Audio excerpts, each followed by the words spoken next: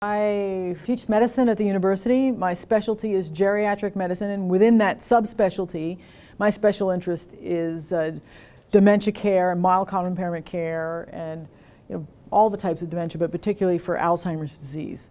So this particular talk, and we all have stories, and we come with a life story. This talk has a story.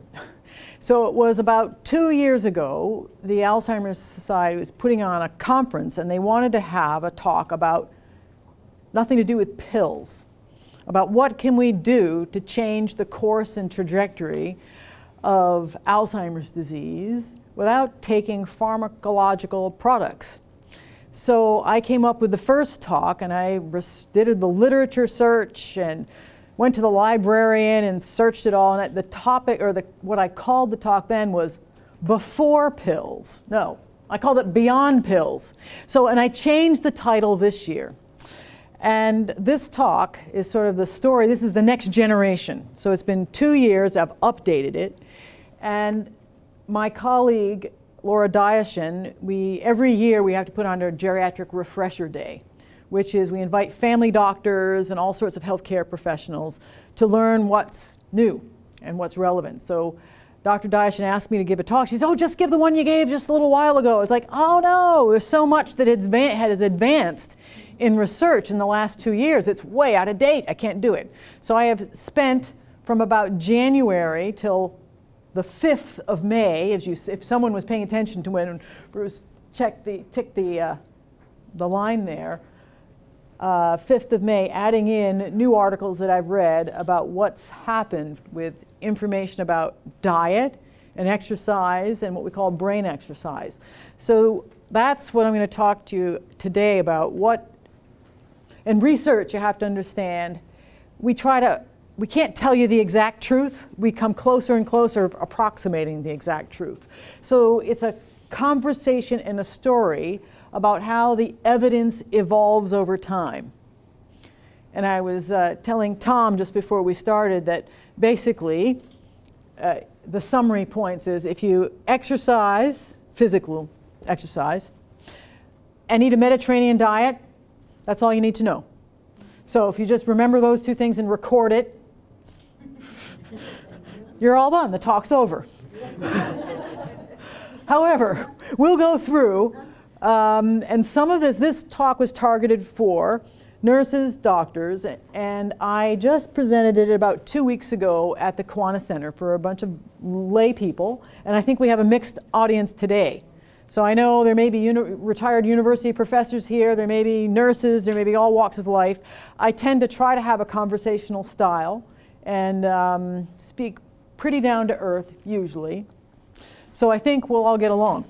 And there will be some, so it took me about an hour and a half to get through it 2 weeks ago at the Kiwanis Center. And there's lots of material. So just keep in mind, I'm going to skip over things and we'll sort of make the decision as we go, how long we spend on each little topic. So anytime I do a talk about dementia or mild cognitive impairment, I disclose that I don't personally benefit from doing clinical trials, but there's funding involved that pay for my research assistants' salaries, and I have accepted only once in the last 3 years a fee for an honorarium for doing some talks and speaking. The other disclaimer I have is that I am not an expert in exercise, nor in philosophy, which we'll talk about pseudo-religion like meditation today, because meditation is after all a brain exercise that we have physical benefit from. But you can all incorporate meditation as a brain therapy and make it meaningful to you based on your own faith beliefs. So we'll talk about that, but I'm not a religious scholar, an exercise physiologist, nor am I a dietitian. If you ask me about diabetes, I have a little bit of expertise about that, and certainly if you ask me about Alzheimer's disease. What I'm presenting to you today is sort of selected based on my judgment of what I think is important, and I didn't use full criteria. The librarian helped me with terms. So there's so much vast information that's being published today I couldn't go through it all. So that's a disclaimer. I don't know it all, but I did the best I could. And this term confirmation bias, this means that we all carry around with us beliefs. So I personally believe in the Mediterranean diet from what I've read, but when I read the literature, I might only tend to select the things that validate my own beliefs. So I tried to keep an open mind and choose, there's a few negative trials in here I might talk about that didn't turn out so positive. So I tried to do my best. And the story is, I already mentioned, that this is the next generation, the next iteration. And I chose, this is before pills instead of beyond pills. Because to me, this is the foundation of how we should live our lives to affect our health and have the best health cognitively, emotionally, physically that we can have. So this is the journey. The outline is, why is this topic important? We're going to go first through, some people are in book clubs. You remember the book, Eat, Pray, Love? Well, I couldn't let go of this idea because, because my talk is basically about eating, praying is brain exercises or thinking, and then loving is doing. So we're going to talk about eating, thinking, and doing as the three treatments that help with brain health. And so, why is this topic important is that we are all living longer because of, well, because of good nutrition we have in our country, and because of health interventions like treating blood pressure. So we're not dying young. We live longer and longer than our parents did and their parents did before them. And as we age, we tend to accumulate other diseases, like atrial fibrillation, like high blood pressure and high cholesterol. And we're kept alive longer with these things. And many people didn't hear about, well, we can talk about Alzheimer's disease or mild cognitive impairment, but many people died before they could develop it. Now we're living longer and longer. And I sometimes say to my patients in clinic, well, we'll all get Alzheimer's disease if we live long enough. Some people might get Alzheimer's disease at age 100, but they die at 96. Unfortunately, others of us inherit other problems or have lifestyle habits, and some people get Alzheimer's disease at age 52, 65, 80, 85. And it's more common because of various genetic factors, which I may allude to in the context of some of the trials. Oh, middle 70s is a pretty good age where people notice some changes. And some of that is normal aging combined with other factors. And and I think I'm going to make an assumption. Because you're here, you're well-informed, educated, and proactive. So that you know about the demographics of our society and the baby boomer population. Just by numbers, this topic is important because there's just so many people aging. And it's also important because, and I am medical director of the rehabilitation unit at Parkwood Hospital, and other problems I see are just falls and hip fractures. And the number of patients we're trying to put through with falls and the resources. So the Ministry of Health is changing their lots of things with healthcare restructuring, trying to get more people through faster, and some of that's to try to improve our efficiency because of the demographics of our population and the type of illnesses that we're all going to hopefully live successfully with, or hopefully we can dodge and delay them. So we still don't have a cure for Alzheimer's disease, and I'm going to probably go ahead a few slides because some of this is just in my head, the story. I was at a conference in 2007. And at that conference, we were hearing about all sorts of new drugs that might be on the market. And someone said at the podium, by 2011, we will have 4 more drugs on the market to prescribe to treat Alzheimer's disease. None of that happened. We still have the same 4 drugs to try to enhance the cognition with Alzheimer's disease as we had since they all went on the market at different times, 1998 to 2004 we've had.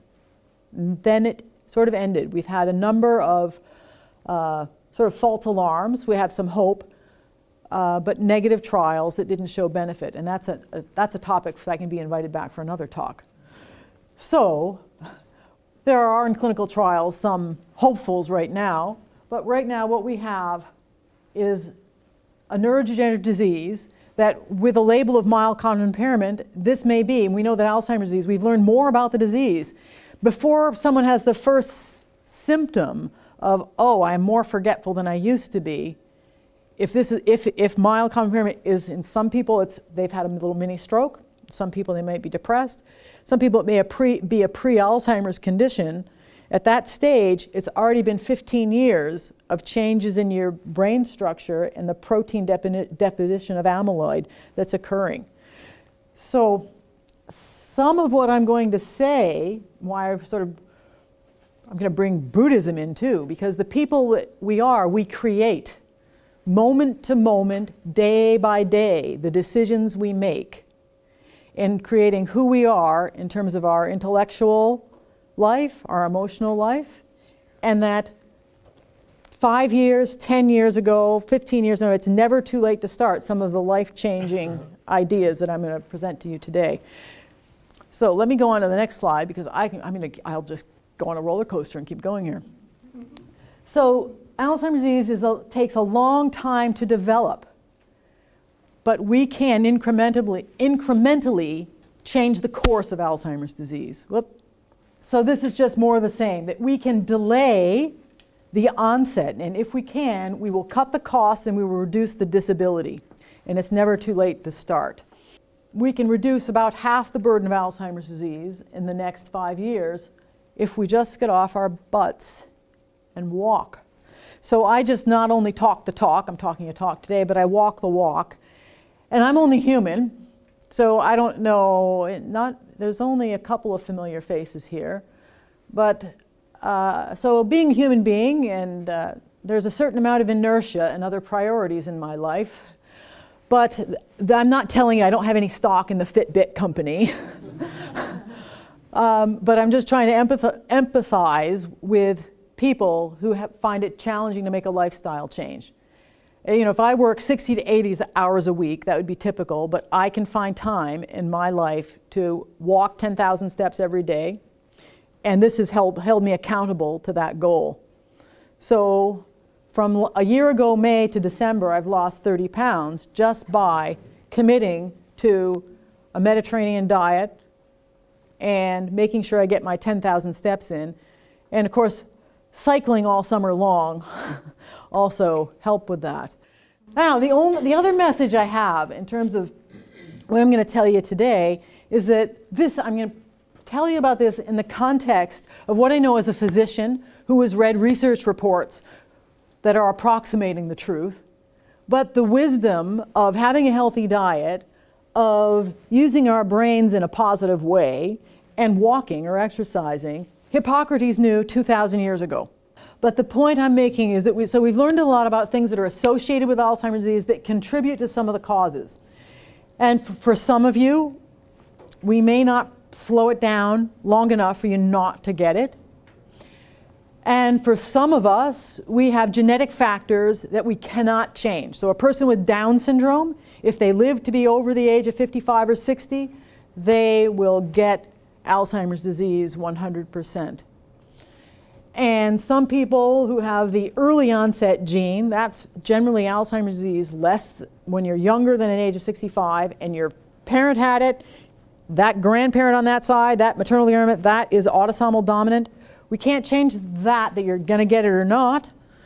We can probably slow the course down a bit. And every time we can slow the course down, that means more ability, more independence for longer. And so this is a list. There's some things we can change. Although some people can have gender reassignment, in reality, we can't really change our gender. I can't change my family history, and I hope my age keeps changing, right? Otherwise, it's all over. The other thing, in the bold, we have the things that we have some influence over. We can influence our risk factors for stroke by exercise, by a Mediterranean diet, by taking our blood pressure pills. If we have diabetes, We work the darndest to keep our blood sugars under control. If we have atrial fibrillation, we're taking our blood thinners. We have direct control over that, what we put in between our lips and mouth and swallow. We have direct control over this. We can control our blood pressure through meditation if you don't want to start with a pill, or by taking our pills for our blood pressure. Now you can't go back and maybe go back to the first grade or second grade. I'd like to go back to high school and take more music in high school. And we'll talk about music as a brain exercise. But of course, I'm getting educated every day of my work life. So, and for you folks, I see a lot of white hair. All of you are retired, or some of you? More or less. But you're still educating yourself. There's new things you can learn every day. I have a bucket list for when I retire. I am going to join a birding club and learn more about birds, and every chance I get. And I have a whole bunch of bucket list things, of things I want to learn about. And we can prevent head trauma. If we're cyclists, I'm a cyclist, I wear my helmet. It may not prevent a concussion, but it'll prevent a skull fracture. And Down syndrome we can't change. So here's Hippocrates. We're going to dig into the first third. Let food be thy medicine, and medicine be thy food. That was a quote. And so some of the slides, did anyone go to the conference in the fall, November of 2013 by chance? Well, this was up there then. So I left this because this was the first trial that we had that showed, and they took people in New York area, so they're North American, not really adapted to what we think is the Mediterranean area. And they followed them for 10 to 14 years or so on average, and they were dementia-free. And what this graph shows, I don't have a pointer, but I'll walk over here. So the bottom line, there we go. This is the group who had the lowest adherence to the Mediterranean diet. This was the group up here who had the highest adherence to both exercise and Mediterranean diet. And this was in the middle. They either exercised quite a bit and not stayed on a Mediterranean diet, or they did vice versa.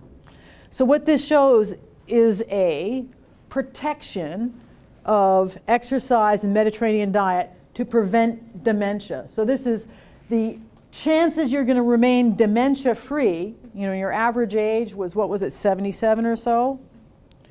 For 10 years. You have now, it's not 100%. If you look at it, after 10 years, 20% of the people who had good lifestyle habits had a dementia, but on the other hand, it's 50% of those who had less adherence. And if this were a cancer and chemotherapy, there would be headlines of the paper. New chemotherapy drug doubles the chance of survival. So you think, oh, well, 20%, 50%, it's really a big difference. So, and this was some of the quotes by a Harvard professor. The best available drugs, like a statin, of course, every drug we take may have a bad side effect. Eating a healthy diet and walking, unless you fall and trip, doesn't have any bad side effects, only good side effects. So like a statin, how many, I was going to ask you how many are on a statin for your cholesterol, but that would be divulging personal information, so we don't want to do that. But it reduces heart disease by 25%. And who lines their pockets with the money from selling statins? Not you or me, drug companies. So they're pushed so that some big business can make money. Who's going to make money from you changing your diet? Nobody. Was that going to be advertised? No. Okay. So then there's another study published in 2013, and this was a study, this was in Spain. So, and when people go to the university hospital, well, I think they've changed. The university hospital is telling everybody who has a heart attack to have a Mediterranean diet. But if you go back 2 or 3 years, they're going to tell you, eat a cardiac diet. It's going to be low in fat, low in cholesterol, maybe low in salt. And so the Mediterranean diet is actually high in fat, but it's high in healthy fat. what did they give these people? So they divided people up into the usual low-fat diet, and then two types, Mediterranean diet, where they gave everyone a bag, 75 grams of mixed nuts to eat. Then they had a third group of, you take the Mediterranean diet, and here's a liter of olive oil. 1 liter every week of olive oil these people were given. And so then they followed them over time. And in the end result, the people on the Mediterranean diet olive oil, the Mediterranean diet nuts, compared to the control group of that low-fat diet, the olive oil and the nut groups with the Mediterranean diet, they had less strokes, less heart attacks, statistically significant. So you're familiar with these P numbers. I know Tom Wanacott is familiar with P's. Statistically significant, meaningful. Less strokes and heart attack. So I want to eat a Mediterranean diet just to prevent strokes and heart attacks, never mind preventing Alzheimer's disease. So the other part of this study that was just published subsequently in a different journal is they looked at this same group of people who were, and these are people at risk for strokes and heart attacks, high vascular risk factors. So then they analyzed it from a different sense, and the people who had the Mediterranean diet plus the, it's extra virgin olive oil, they were smarter at the end of a few years too. They had these, the mini mental state exam scores were higher than the control group. So Mediterranean diet and nuts versus control also had the higher, and the CDT is, if you're 80, you have to go to the Ministry of Transport, and what do they have for a cognitive screen? The clock draw test. CDT for this study was the clock draw test. So you'll be more likely to pass your 80-year-old Ministry of Transport driving screen if you have a Mediterranean diet with olive oil and or nuts. And no, I am not nuts. So then there's another, here's another trial. This was just out this year. And this was, the MIND diet is for to prevent neurodegeneration. That's what the ND is in mind. And this was, they took about almost 1,000, over 900 people, aged 58 to 98. I think most of us fit in that age category in the room. And they looked at the adherence to a Mediterranean type diet, which actually combines low saturated fat and the Mediterranean style diet. And the DASH diet is a low saturated fat and low in salt. So DASH is to reduce high blood pressure. And then they followed them over time. And the people who had the highest adherence to the type of Mediterranean diet had the lowest rate of Alzheimer's disease. It was quite protective. So they have something called the hazards ratio, where 1 is no difference. It was almost like 50% protection. And it was what we call dose response. So if something is a dose response, it means the higher the dose is, it actually contributes to what we call causality. And if you just were on your low salt diet, it was pretty good. And if you're on the Mediterranean diet without the low saturated fat, look, your hazards ratio is still 0.46. That's pretty good. So we have more and more evidence that the Mediterranean diet not only protects us against heart attacks and strokes, and it's a diet that's high in fat. Now, who uses olive oil? Most people already do. And so olive oil is great for if you're cooking something on the stove and sort of a low heat, but it's not really a high heat oil. So a substitute that may not be quite as good, but it's better than lard, would be avocado oil or a nut oil, a little bit more expensive. What about coconut oil? Ah, so the question is, what about coconut oil? Yes, that might be okay too. It's a saturated fat, but it's a short chain fat. So, and there is a study that I don't have the results on with Alzheimer's disease that will probably be more definitive to see if it really helps Alzheimer's disease. If you were to go Google Alzheimer's disease and coconut oil, there'll be an experiment of a neurologist in Florida who put her husband on it. Did anyone watch this one? You can go Google it and watch the little video. And he draws a clock much better after he's on coconut oil, but that's just one person. I can tell you of about 10 people, I've had 2 that came back and subjectively said they were better, and the other 8 said it didn't really help. So I'm not a big believer in helping cognition, but I understand the theory and why. In terms of coconut oil is much healthier than lard and healthier than butter. We'll say it that way.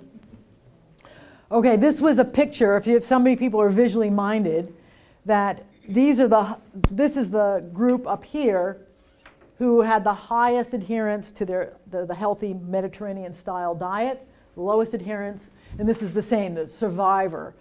Less Alzheimer's disease, less dementia, the higher you go up.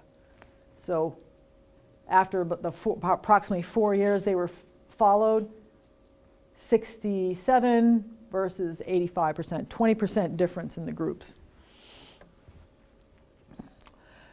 All right, so this was basically a review article. So once we get a body of research done, then over the world there's, oh, somebody else wants to do research, and then there's another paper. When there's several papers written, then people get together and they write review articles. And then they analyze the results of all the articles. So this author took 22 studies and they evaluate the studies for how good they are scientifically in their merit. And they write it down, and there's Mediterranean diet studies in strokes, depression, cognitive impairment, and one in Parkinson's disease. The bottom line in this review article, when they look at this total body of 22 eligible studies, is that it reduces the risk of stroke, depression, and dementia. So it's coming more and more and more. The message is the same. Okay, so there's sort of more stuff to talk about. What about taking your omega-3 supplements? Well, it works in rats. So in rats, little rats that are genetically programmed to get Alzheimer's disease, they did better. They had less of that amyloid deposits in their brain. They had less brain cell death when they were supplemented with omega-3. So hard to know. This is, so when basically my bottom line is, and what we know, is that it's better to get your nutrients from your food. So you should have a diet that's high in omega-3 fatty acids, which we get from eating fish. So that's the bottom line. So with the stories evolving, and there are some studies with humans, small studies, that say it helps cognition and it helps this and that. For a while I had my omega-3 in the shelf, and then I got tired of refluxing and burping fish taste, so I stopped taking them and just eat more salmon. So two or three times a week. And if you hate fish, which some of my patients do, I say, fine, take your omega-3.